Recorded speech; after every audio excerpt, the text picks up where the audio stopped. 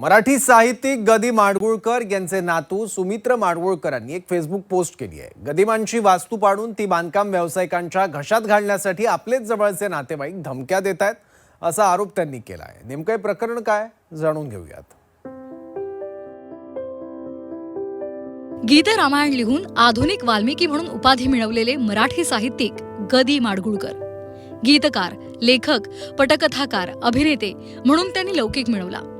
त्यांच्या पश्चात त्यांची राहती वास्तू साहित्यप्रेमींसाठी जणू मंदिर।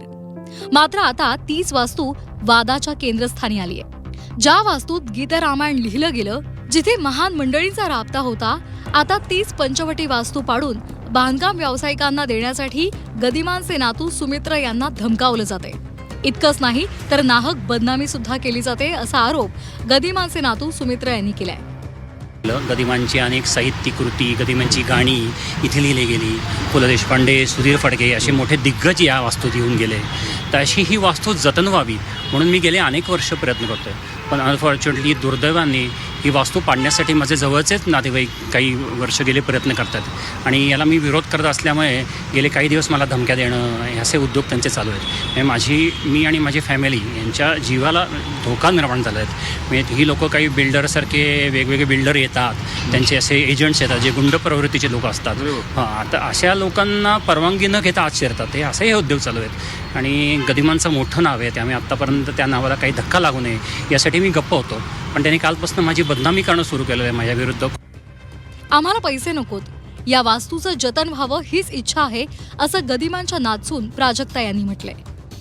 पण याचा आम्हाला अतिशय मनस्ताप होतोय। घरातनं तुम्ही निघून जा, त्यासाठी आमच्यावरती खोटे आरोप करणं, पोलीस कंप्लेंट करणं, वाटेल ते करणं हे चालू आहे। पण आमचं स्वतःचं वैयक्तिक मत असं आहे, तुम्ही आमची वाटेल ती बदनामी करा, आम्हाला काहीही फरक पडत नाही। आम्ही चुकीचं वागलेलो नाही आहे, परमेश्वर आणि गदिमा याला साक्षीदार आहेत। त्यामुळे आमचं एवढंच म्हणणं आहे की हा वारसा जतन व्हावा। आमचा वाद व्यक्तीशी नाही, आमचा वाद तत्वाशी आहे।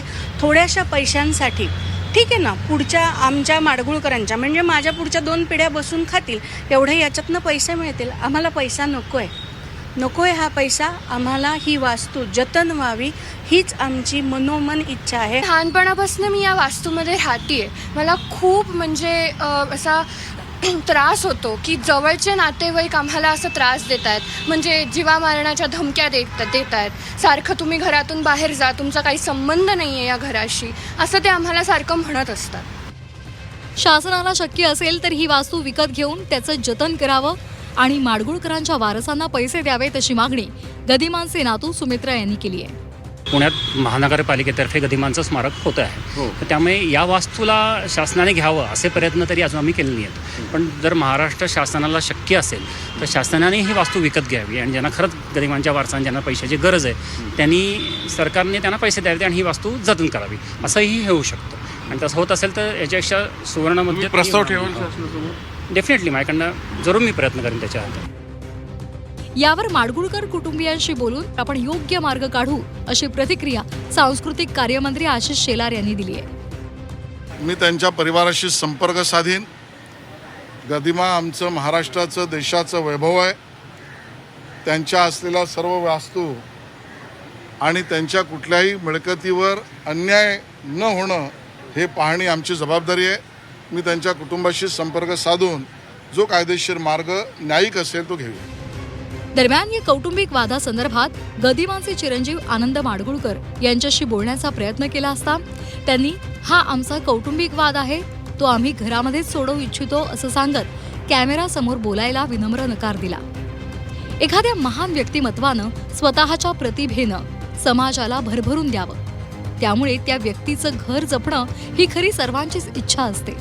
बाकी भावकीचा वाद कुणालाही चुकत नाही हेच खरं। चंद्रकांत फुंदे, झी 24 तास, पुणे।